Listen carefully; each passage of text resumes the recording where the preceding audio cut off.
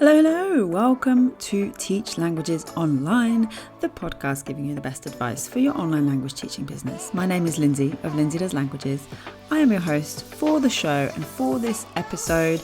And this episode, we are talking all about productivity and in particular, why being productive got confused for hustle culture and how to reclaim it for yourself. So we are stepping away from toxic productivity and moving towards a much more positive idea of what productivity can and should be. And the reason that we're doing this is because next week, inside the Online Teaching Starter Kit, I will be teaching my course Productivity Pro live. It is updated, it is fresh, and it will be happening exclusively if you are inside the Online Teaching Starter Kit. So if that isn't you yet, then you definitely want to get in so you can be part of this and all of the other live stuff that we've got coming up over the next few weeks as well. So to do so, onlineteachingstarterkit.com, that will give you all the info and you'll be able to join right away.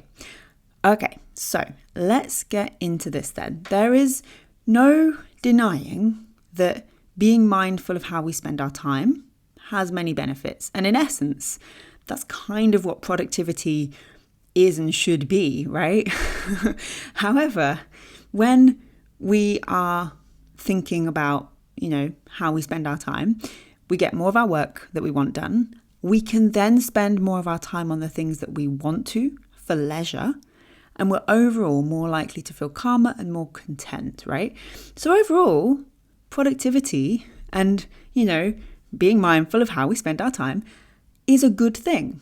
However, somewhere along the line, productivity got hijacked a little bit and morphed into this sort of synonym for overwork and hustle culture. So let's talk about why and how this happened. Now, we've achieved a lot as humans, and it seems to me that we're always feeling ambitious to achieve more, right?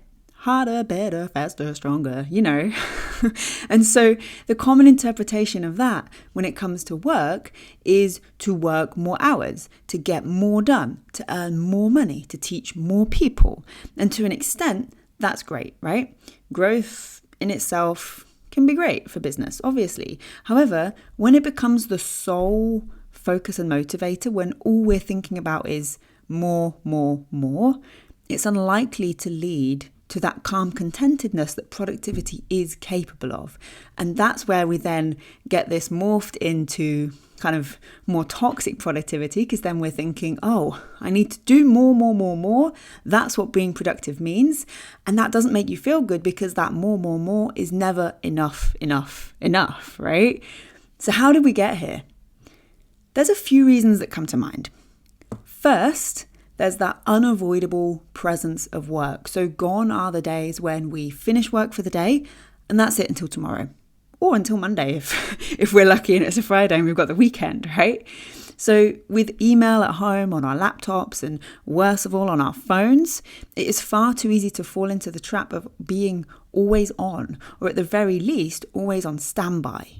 And this is why, like France, for example, they have that rule, don't they, that it is illegal to, maybe not quite illegal, but I think it's a rule.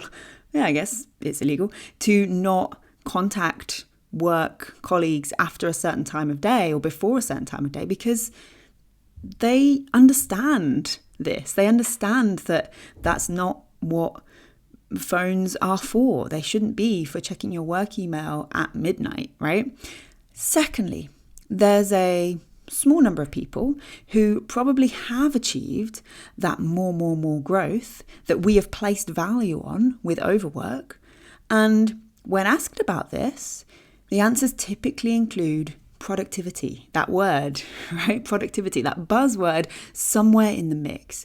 So if you're in the UK, perhaps you're familiar with the accusations of toxic productivity and hustle culture that faced Molly May, that person from Love Island, after her interview on the Diary of a CEO podcast. So there were a few things she said, but I think the main one, and she's definitely not the first person to say this, that little quote of, we all have the same 24 hours in the day as Beyonce, right? Now, claiming that kind of that got very much soundbited, and I'll be honest, I haven't listened to the whole interview myself, not yet at least, but that gets soundbited, right? And then that comes across as slightly ignorant of individual circumstances, but it also makes us feel inferior, because then we're thinking, oh, she's a 22-year-old millionaire. I do have the same 24 hours in the day as Beyonce, as Molly May. Why was I not a 22 millionaire? Why am I not a millionaire now at whatever age I am, right? And that comparison then is the other element to this, right? So finally, the other thing that I've noticed that I think leads or has led to productivity kind of being morphed and confused into hustle culture and becoming then toxic productivity is that comparison. The comparison that we think comes solely from the Molly Mays of the world, aka kind of quote unquote influencers, right? But actually, that comparison now can come from anyone we know or don't know, right? Online, doing anything that we see online that we haven't done. So previously, it may have been that you are kind of minutely envious of a celebrity lifestyle because you see it in a magazine, because that's the only place you see it, in a magazine or on TV, like not that frequently, unless you intentionally choose to buy the magazine every single day, every single week, whatever, right? But that does feel more distant, right? The idea of like a big kind of A-list Hollywood celebrity does feel more distant. So you might look at it and go, oh, wouldn't it be lovely to have a Beverly Hills mansion with a pool, blah, blah, blah. But now the dream of that has come so much closer because there are people who have achieved those things without the traditional path that we have expected, that we've come to expect throughout sort of modern recent history, right? And so that amplifies this comparison, and then that can lead to us feeling that we're not working hard enough, because if we were, these things would have happened to us too. And this doesn't have to just be celebrity or internet celebrity or even sort of a kind of quote unquote micro influencer, right? It can just simply be people that, you know, we went to school with 10, 15, 20 years ago that you still have on Facebook or Instagram, and you see, oh, they've got married, they've had a baby, they've bought a new house, whatever it is, all of those little things that we've got marked as life milestones, as big, significant, important things. And we think, oh, I haven't done that yet. That hasn't happened to me yet. Well, it's probably because I'm not working hard enough.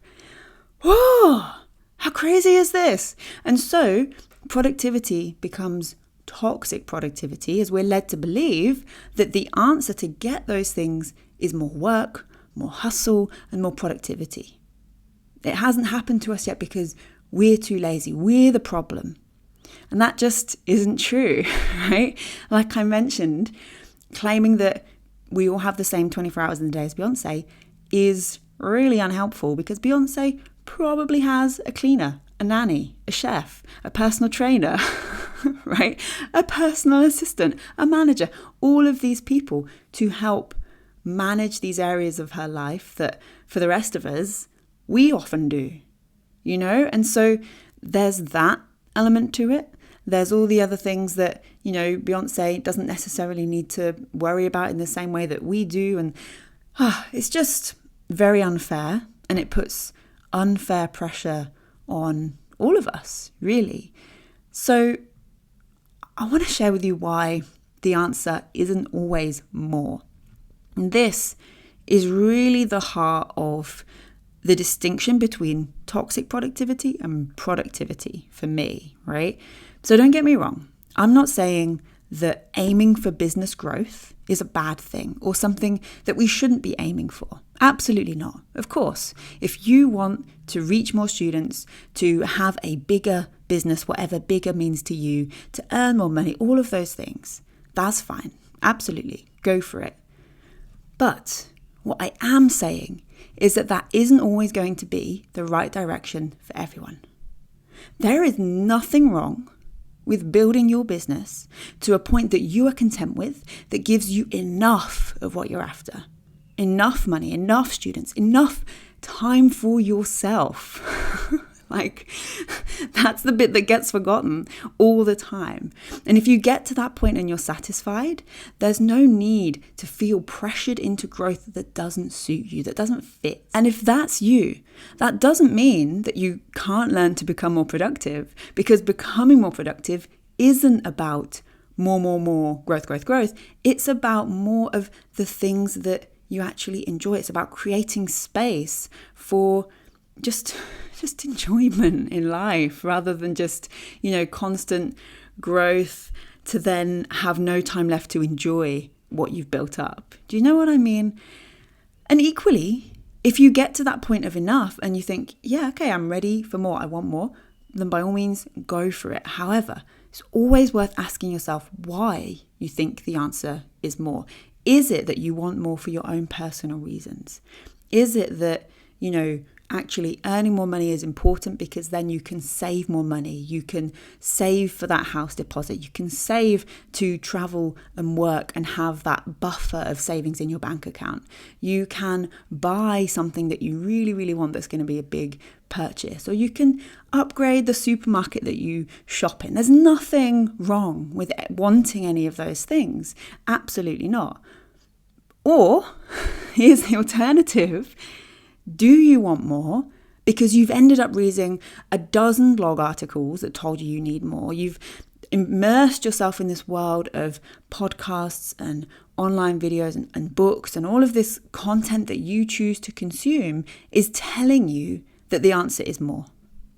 Because if it's that second one, you really want to think back to the first one. What are your personal reasons for wanting more? It's always worth considering your goals for what you'll do with more. What will you actually do when you earn more money? What will you actually do when you gain more time, more free time? And what are your reasons for wanting more as well? If we put this in language learning terms just for a second, right? So, I always like to kind of bring everything in my life. I kind of think, how does this impact language learning? What does this look like in language learning? And with this, there's a really obvious comparison to me. So when you start a new language and you learn just one new word, that is 100% more than you knew yesterday. It's a big leap with just one word, right? So for example, if you start your business and you gain one sale, one student, that's 100% bigger. Your business has grown by 100% in one day, right? You see where I'm going with this? Because then as you learn more words and the word count goes up, that percentage of newness goes down. And so in your head, sometimes you think, the rate of growth appears to be slowing, even though you're still learning new words. That's not to say you're a bad learner or you're not putting in as much effort or anything like that. It's simply the way that it works. And the same is true for productivity in relation to working hours. So working more hours does not equate to getting more done. In my personal experience, when I have one task, let's say, and a full day to do it, I'll get it done. But I'm going to get it done slowly and with some procrastination and some distractions along the way. I certainly won't be focused on the same task all day as we might hope for when we set aside a whole day for one task. However, if I give myself just a morning or even just an hour or so to get the same task done, it will still get done. The difference is that I'll be working more solidly, there's less procrastination, there's less distraction, and there's more focus. So, with all of this said, and that distinction now between toxic productivity and actually positive productivity, how can you reclaim productivity in a positive way for yourself? If we think about reclaiming this as something positive and not something to fear that will lead to stressful hustle and overwhelm, really, we need to ask ourselves a few questions. And the first one is going to sound like a really big one, because it is. How do we want to spend our limited free time on earth? And it is limited. You can earn more money. You cannot gain more time. Sure, you can exercise, you can eat well, you can take the supplements, whatever, to attempt to live as long as you can, but there's no guarantee that you won't get hit by a car tomorrow or that you won't get a out of the blue cancer diagnosis next week, right? None of that is guaranteed. But so your time always on a downward ticker. Money can always go up. It can go down, of course, but you have that potential for it to go up. So the most important thing is your time. How do we want to spend our free time on earth? I know, we're going in with the big guns, but we have to start here to make the rest of our answers and our decisions mean something valuable to us. Work should never just be about earning more money or gaining more free time just on its own. It's what we want to do with that money and with that time. When that's the goal, when that is the focus, the money and the time simply become tools to make that possible. So don't be afraid to dream here. How do you want to spend your free time on earth? What do you enjoy that you want to do more of? And how will working more productively help you get to do that? Second, what tasks need to be prioritized? So, again, big question. As a solo business owner, there's always going to be more that you can do. More promotion, more creation, more work. And one of the biggest skills that will help you stick with your work is knowing when to finish for the day, knowing what is enough. And it helps here to prioritize your tasks because if we're honest, the least important tasks, the ones that kind of move the needle the least, can often be the most fun. How annoying is that, right? So it can be really easy to kind of procrastinate from the more important prioritized tasks that will have a bigger impact by sort of playing with the smaller tasks that maybe aren't likely to be as impactful. Think about maybe how much time you spend playing around on Canva with a graphic when what you've written in the blog that's going to go alongside that graphic is half done. It's kind of a draft. That's the more important bit, but the graphic is what you spend more time on. Have you ever done this? Well, we talk a lot more about how to prioritize in Productivity Pro. And you get this, as I've said, exclusively as a member of the Online Teaching Starter Kit. It's onlineteachingstarterkit.com and all the info you need is there and you can join. You can join us in Productivity Pro next week and you'll learn a lot more about how to prioritize. The next question, what are my boundaries between work and overwork? So similarly to considering priorities, you'll sometimes start a day, and I love it when this happens, with the perfect length to-do list. Everything gets done. It all just fits in. At the end of the day, you tick off that last thing and you think, yes, what a day. Woo, I'm on top of the world. Look at me go. And then there's other days where perhaps your mood is a bit different. Maybe the weather is hotter and you're uncomfortable. Perhaps you added too much to the list. For whatever reason, there'll be days when you don't get everything done that you expected. And this is okay. The point of getting better at productivity isn't to become a robot that does the exact same amount of work day in, day out. That's not possible. You're a human, not a robot. It's instead, in part, about being able to identify your boundaries between a comfortable amount of work and overwork. So this could be about setting working hours. It could be about having a cutoff point each day, or it could be a day or 2 or 3 or more each week when you do not work under any circumstance. Next question, what are your boundaries between work and play? So equally, these boundaries are important between work and play. In other words, between work and non-working time. And you'll likely be thinking about work at times when you are not working. Of course you will. Just like when you're working, you'll have thoughts come through in your head about your life stuff, about your non-work stuff. This is normal. What it does is it allows you space to just percolate on ideas a little bit. I find as well that I dream bigger when I'm away from my desk, when I'm not pressured to instantly make a plan to make things happen. And swimming is great for this because you can't write, you can't have tech in the water, so you can't get to the end and I'm just going to make a note of that. No, swimming you're completely tech-free, writing-free, everything is in your head. So even though for me, swimming is all about play and leisure time, I do sometimes find my mind drifting to think about work. And this is fine because it's a sort of sort of meditative state, if you like, where my thoughts are allowed to come and go freely. And it allows me to then develop ideas and plans pressure free. So what are those boundaries for you? What does that look like? And the final question, and this, again, these are all really, really quite big, important questions for you. Do you need a break? When you feel overwhelmed, when you feel like you're not doing enough, I know that the thought of taking a break is the last thing on your mind. However, it can actually be more productive than struggling on through and trying to keep working, you know? So to avoid productivity slipping into toxic productivity and to avoid work sliding into hustle culture, allow yourself the space and time to take a break when you need to. I'm not talking about, work is hard, I need to go to Paris for a month, like every time you have a busy day. No, of course not. I'm talking about just 5 minutes away from your desk, make a cup of tea. I'm talking about a 20-minute walk. I'm talking about a day away from it all. You know, it's up to you. You get to define that break, but you will come back more refreshed than if you plow on through.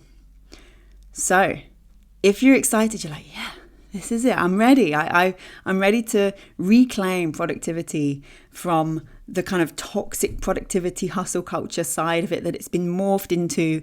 Then join me for Productivity Pro inside the Online Teaching Starter Kit. We'll be going live on Wednesday, the 20th of September. I'll be teaching a live and updated version of this course. As I've said, this is available exclusively for OTSK members, along with everything else inside the program. All of the details you can find on onlineteachingstarterkit.com. And yeah, you can learn more, you can enroll right there. And I'm excited to see you inside Productivity Pro next week. Woo, it's going to be so much fun. All right, any questions, email me, lindsay@duzlanguages.com. And of course, I'll be back next week. I'll speak to you very soon. Have a great day. Bye.